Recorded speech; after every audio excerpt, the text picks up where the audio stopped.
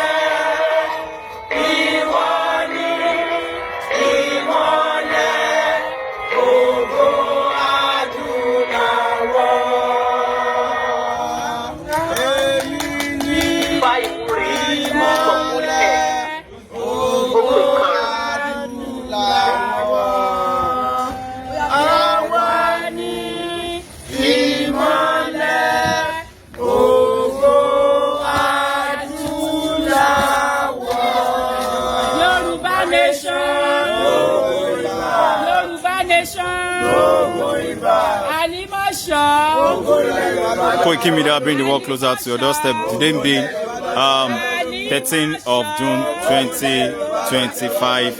We are right here at Alimosho for the second day rally.